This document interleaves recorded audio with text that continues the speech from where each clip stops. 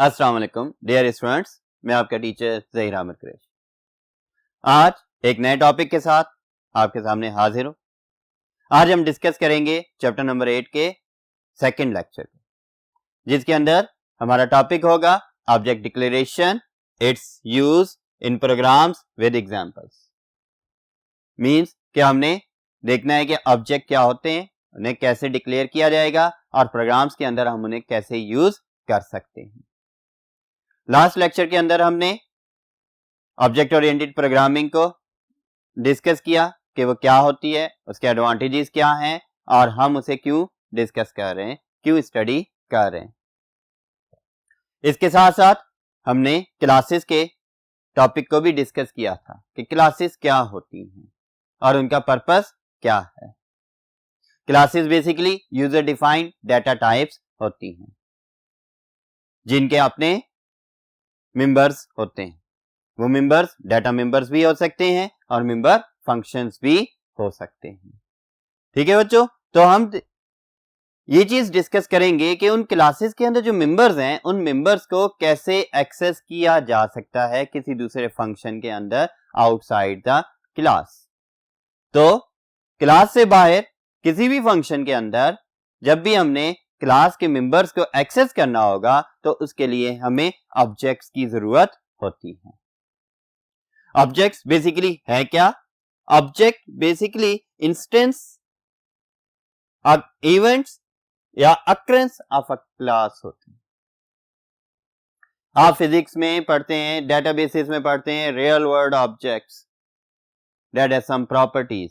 वही ऑब्जेक्ट्स मतलब occurrence of something या event that has some properties, some activities, some operations to be performed, या फिर हमारे पास instances, occurrence of something, happening of something, ये क्या कहलाता है? ऑब्जेक्ट कहला रहा होता है। ठीक है बच्चों, ये ऑब्जेक्ट्स होल्ड्स डाटा वेरिएबल्स, इसके ये होल्ड करता है डाटा वेरिएबल्स को एंड मेंबर फंक्शंस को। ये वेरिएबल्स और मेंबर फंक्शंस डिफाइन कहां किए गए थे? क्लास के अंदर। ये इनकी मेमोरी को होल्ड करेगा और declared in the class to access values. Means ये क्यों होल्ड कर रहा है इन्हें? ताकि इनकी वैल्यूज को एक्सेस कर सके और ऑपरेशंस परफॉर्म कर सके on those object variables. Means उन ऑब्जेक्ट वेरिएबल्स को जो क्लास के अंदर डिक्लेयर किए गए थे उनको एक्सेस कर सके और उनके ऊपर ऑपरेशंस परफॉर्म कर सके by member functions of the class. तो बेटा ऑब्जेक्ट्स को हम क्या कह सकते हैं? Objects are the variables of type class. Objects क्या हैं? क्लास टाइप के वेरिएबल्स को हम ऑब्जेक्ट्स कहेंगे। ठीक है, आगे हम इसके सिंटैक्स में देखेंगे कि हम इसे कैसे यूज कर सकते हैं। तो ये याद रखना है, ये एमसीक्यू पॉइंट भी आपके पास आ जाता है। Variables of class type are called objects. इसे हम इधर हाईलाइट भी कर लेते हैं कि ये एक एमसीक्यू पॉइंट है। एक और MCQ point next, the process to declare objects of the class is called instantiating the class. ठीक है बच्चों, तो मींस ये एक प्रोसेस है, इंस्टेंस से निकला इंस्टेंशिएटिंग, और ये एक प्रोसेस है जिसमें हम एक क्लास के ऑब्जेक्ट्स को डिक्लेयर कर रहे होते हैं। नेक्स्ट पॉइंट भी हम डिस्कस करते हैं कि ये जो ऑब्जेक्ट्स हैं उनकी बड़ी इंपॉर्टेंस है ऑब्जेक्ट ओरिएंटेड प्रोग्रामिंग। नाम ही देखें, ऑब्जेक्ट ओरिएंटेड प्रोग्रामिंग, एक ऐसी प्रोग्रामिंग टेक्निक जिसके अंदर डाटा को एक्सेस और प्रोसेस किया जा सकता है बाय यूजिंग ऑब्जेक्ट्स। तो क्यों है इंपॉर्टेंस?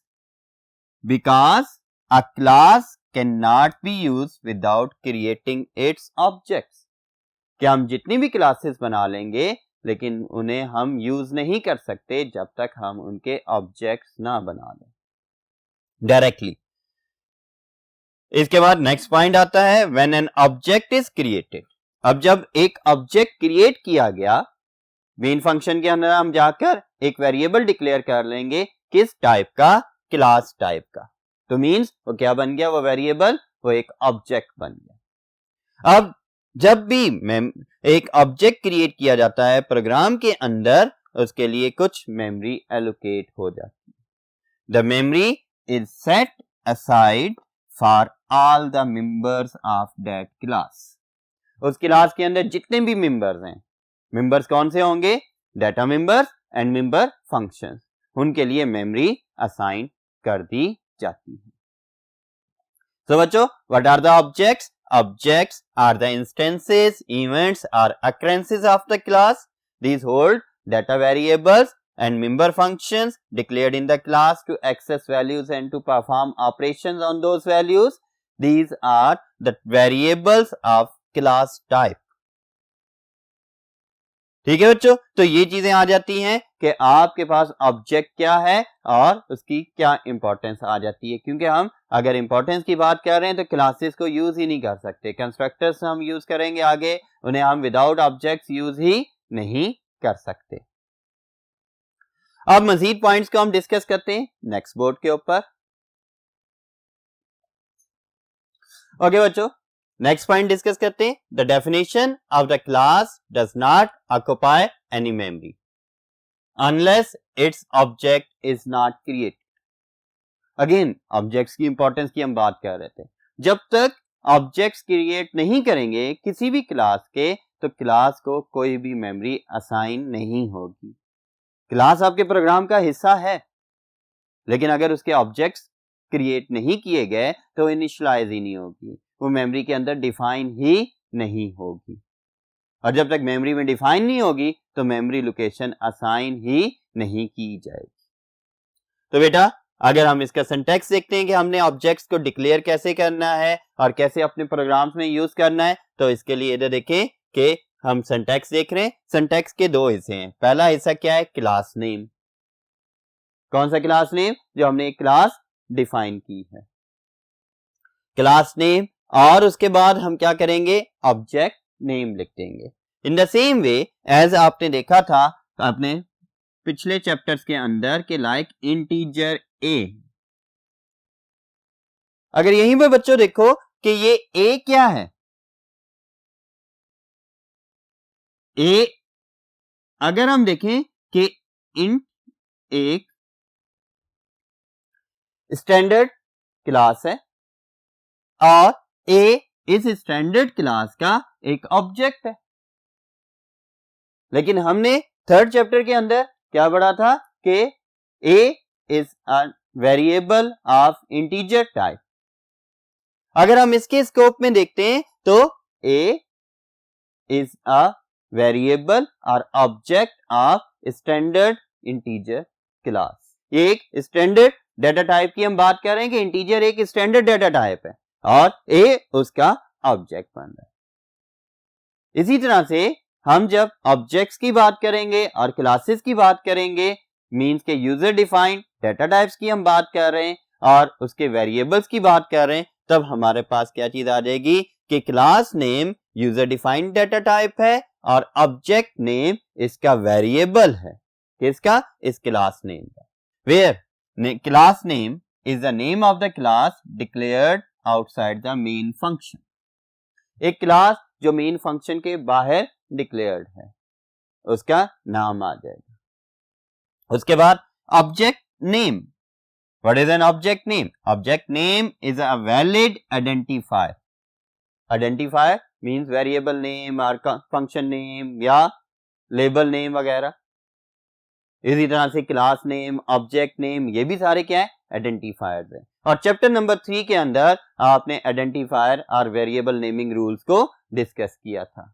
तो उस चीज को आप याद करेंगे, उन रूल्स की बेस के ऊपर आप ऑब्जेक्ट का नेम भी लिखेंगे कि object name is a valid identifier to represent object of the class. कि किसी भी क्लास के ऑब्जेक्ट को रिप्रेजेंट करने के लिए जो नेम हम यूज करेंगे और वो वैलिड होना चाहिए, रूल्स के मुताबिक होना चाहिए, ऑब्जेक्ट ओरिएंटेड प्रोग्रामिंग या C++ के। तो बेटा, ये आपके पास इस तरह से आ जाता है कि इसका सिंटैक्स होगा और इस सिंटैक्स के अंदर हम क्या करेंगे कि क्लास नेम और उसका ऑब्जेक्ट नेम। इसी को हम प्रोग्राम्स के थ्रू अंडरस्टैंड करते हैं कि क्लास नेम क्या होगा, ऑब्जेक्ट नेम क्या होगा और इसकी वैल्यूज को हम कैसे एक्सेस कर सकते हैं।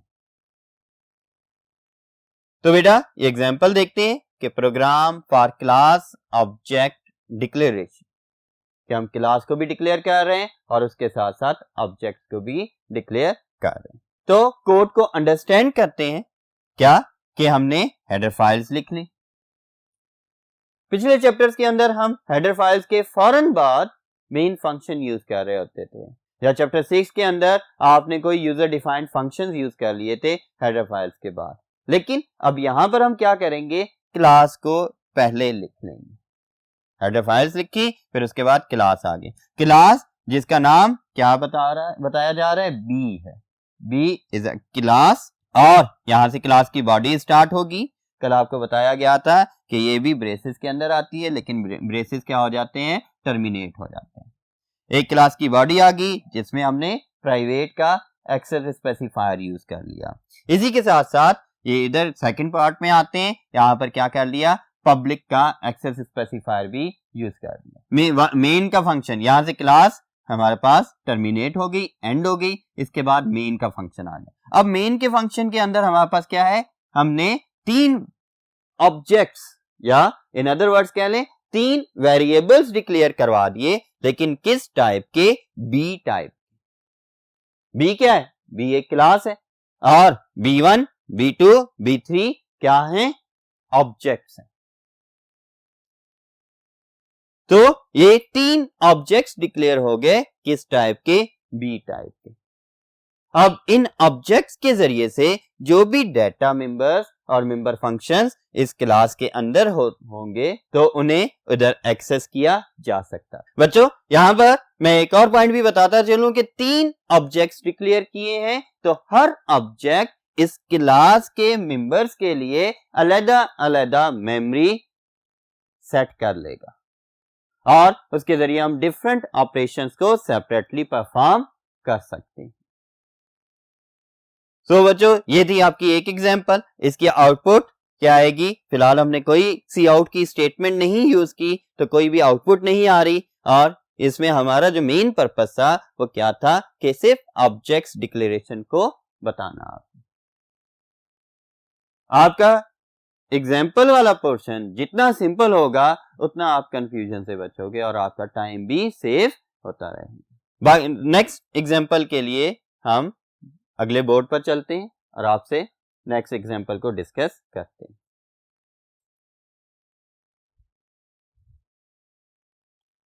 ओके बच्चों, अब हम नेक्स्ट एग्जाम्पल को डिस्कस करते हैं जिसके जरिए से हम एरिया कैलकुलेट करेंगे रेक्टेंगल का और उसे ऑन द स्क्रीन डिस्प्ले करवाएंगे, लेकिन by using what, objects and classes.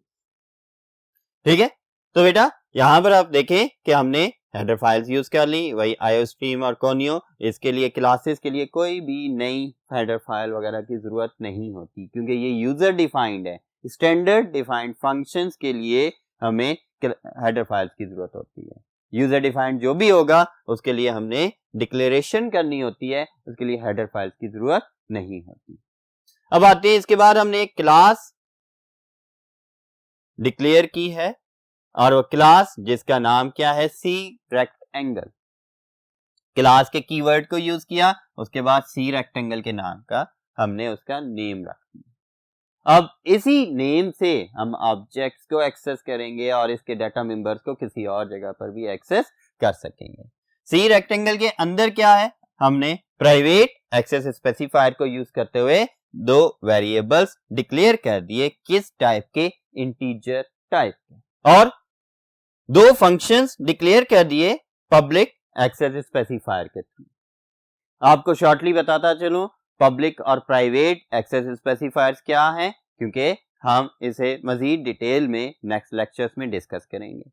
Public मतलब ऐसी वैल्यूज जो आउटसाइड द क्लास भी एक्सेस की जा सके, जिस तरह आपने चैप्टर नंबर 6 में पढ़ा था ग्लोबल वेरिएबल्स, जो कि किसी भी फंक्शन बॉडी के अंदर एक्सेस किए जा सकते थे। इसी तरह से पब्लिक जो फंक्शंस होंगे वो क्या हैं, कि आउटसाइड द क्लास किसी भी फंक्शन के अंदर उन्हें एक्सेस किया जा सकता है बाय डिक्लेयरिंग देयर ऑब्जेक्ट्स। और जो प्राइवेट होते हैं, प्राइवेट मेंबर्स को हम within the class access कर सकते हैं। Private members outside the class access नहीं किए जा सकते। तो बच्चों, आपके पास क्लास सी रेक्टेंगल के नाम की है, इसके अंदर प्राइवेट टाइप के दो वेरिएबल्स डिक्लेयर्ड हैं और पब्लिक टाइप के दो फंक्शंस डिक्लेयर्ड हैं। कौन कौन से? सेट वैल्यूज, और सेट वैल्यूज का एक फंक्शन आ गया जिसके अंदर हमने क्या किया, इसकी कोई रिटर्न टाइप नहीं है। वाइड मतलब कि ये फंक्शन रिटर्न कुछ नहीं करेगा लेकिन इनपुट लेगा। इनपुट पैरामीटर में क्या, दो वैल्यूज इनपुट लेगा, एक ए इंटीजर टाइप की ए वैल्यू और दूसरी इंट बी इंटीजर टाइप की बी वैल्यू को इनपुट लेगा। कहां से लेगा? जब हम इसके ऑब्जेक्ट को डिक्लेयर करेंगे और ऑब्जेक्ट के जरिए से हम इस फंक्शन को एक्सेस करेंगे इन मेन फंक्शन या किसी भी दूसरे फंक्शन के अंदर। अच्छा बेटा, इसकी बॉडी में जब हम आए तब हमने क्या कर दिया, ये जो a की वैल्यू इनपुट आ रही है इसे x में लोड करवा दिया, x को असाइन कर दिया, और जो b की वैल्यू इनपुट हुई उसे हमने कहां पर, y में को असाइन कर दिया। मींस अब x की वैल्यू क्या बन गई, वही वैल्यू जो a की है, और y की वैल्यू क्या बन गई, वो वैल्यू जो b की थी। इसके बाद ये फंक्शन क्लोज हो गया। नेक्स्ट फंक्शन की तरफ आए। अब ये पब्लिक एक्सेस स्पेसिफायर का पोर्शन है, इसके अंदर एक फंक्शन आ गया सेट वैल्यूज का, दूसरा फंक्शन कौन सा आ रहा है, एरिया का। इंट एरिया मींस ये रिटर्न कर रहा है इंट को इंटीजर टाइप वे में, और क्या रिटर्न कर रहा है, और इसे प्रिंट करवा दिया कि जी cout area of rectangle and X into Y. X into Y जब कर दिया, अब बच्चों एक चीज और, जब हम रिटर्न करवा रहे होते हैं इधर से रिटर्न, देखें इस फंक्शन ने कोई कुछ भी रिटर्न नहीं किया, so we must write here कि जी क्या करें, रिटर्न 0। अगर हम कोई वैल्यू रिटर्न करवा रहे होंगे तो हम रिटर्न टाइप में रिटर्न वो वेरिएबल लिख देते हैं। अब हमने क्या किया कि हमने यहाँ पर कुछ भी रिटर्न नहीं करवाया था, हमने डायरेक्ट यहाँ पर प्रिंट करवाया था, तब हम क्या कर देंगे, रिटर्न 0 भी लिख देंगे। अब इसके बाद सी आउट करेगा कब, area of rectangle is equal to X into Y. लेकिन ये सी आउट ये प्रिंट कब करेगा, जब इस फंक्शन को थ्रू ऑब्जेक्ट कॉल किया जाएगा। ये विदाउट ऑब्जेक्ट डिक्लेरेशन ना तो ये वाला फंक्शन, ना ये फंक्शन, ना ये वेरिएबल्स मेमोरी में लोड ही नहीं होंगे। तो बेटा इसके सेकंड पार्ट पर आते हैं। यहाँ पे क्लास एंड करने के बाद हमारे मेन फंक्शन स्टार्ट किया। मेन फंक्शन के अंदर हमने एक ऑब्जेक्ट डिक्लेयर करवा लिया, एक वेरिएबल डिक्लेयर कर लिया, किस डाटा टाइप का, सी रेक्टेंगल डाटा टाइप का, यानी कि सी रेक्टेंगल क्लास का एक ऑब्जेक्ट डिक्लेयर कर दिया और उसका नाम क्या रख दिया, R1। अब ये R1 एक ऑब्जेक्ट है जिसके जरिए से हम X और Y को एक्सेस कर सकते हैं। लेकिन याद रखिएगा अगर ये प्राइवेट है तो ये आउटसाइड द क्लास एक्सेसिबल नहीं होंगे, एरर आएगा। अब ये प्राइवेट है, इन्हें हम इसी के इस क्लास के अंदर ही यूज कर सकते हैं। इसकी बजाय जो पब्लिक होंगे मींस पब्लिक फंक्शंस हैं, पब्लिक मेंबर्स को हम आउटसाइड द क्लास एक्सेस कर रहे हैं, जो कि ये मेन के फंक्शन के अंदर देखें कि सी रेक्टेंगल R1 का ऑब्जेक्ट बनाया। अब इन फंक्शंस को कैसे एक्सेस करना है, R1 डॉट सेट वैल्यूज और दो वैल्यूज असाइन करती है। क्यों, यहां देखिए दो इनपुट पैरामीटर्स मांगे गए थे, वो इनपुट पैरामीटर्स कौन से हमने दे दिए, 4 और 2। मींस यहां पर A की वैल्यू क्या आ गई, 4, और B की वैल्यू क्या आ गई, 2, और इस X के अंदर क्या आ गया, 4, और Y के अंदर हमारे पास क्या लोड हो गया, 2। अब इन दो वैल्यूज की बेस के ऊपर ये इधर से लोड हो गई है, X और Y की वैल्यू 4 और 2 आ गई, क्योंकि हमने इस फंक्शन को कॉल कर लिया था। आम फंक्शन कॉलिंग और जो ऑब्जेक्ट्स एंड क्लासेस के अंदर जो फंक्शंस होंगे, member functions of the class को एक्सेस करने में डिफरेंस है। कैसे कि इसमें object name dot set values आ गया, object name dot function name, यानी कि R1 डॉट सेट वैल्यूज आ गया और इसकी वैल्यूज आगे हमने बता दी। इसके बाद एरिया के फंक्शन को हमने कॉल किया जो कि ऑब्जेक्ट R1 के थ्रू एक्सेस होगा। और ये एरिया का फंक्शन डिफाइन कहाँ है? R1 के लिए जो क्लास यूज हो रही है उस क्लास के अंदर डिफाइंड है R1 डॉट एरिया। इसे जब कॉल किया तो कंट्रोल इधर आएगा और यहां पर आकर इसको प्रिंट कर देगा और इसके बाद कंट्रोल दोबारा चला जाएगा और यहां से गेट ch करके आपके प्रोग्राम को एंड कर। अब जो आउटपुट आई, आउटपुट क्या आएगी? सी आउट एरिया ऑफ रेक्टेंगल और क्या आ गया? 4 into 2 8। तो बच्चों ये था आज का टॉपिक जिसके अंदर हमने डिस्कस किया कि ऑब्जेक्ट्स क्या होते हैं, इन्हें हमने डिक्लेयर कैसे करना है और एक प्रोग्राम के अंदर कैसे और क्यों यूज कर रहे हैं। उम्मीद है आज का लेक्चर आपको समझ आया होगा। आप इसे अच्छे से तैयार करें और मैं इजाजत चाहूंगा। अल्लाह हाफिज।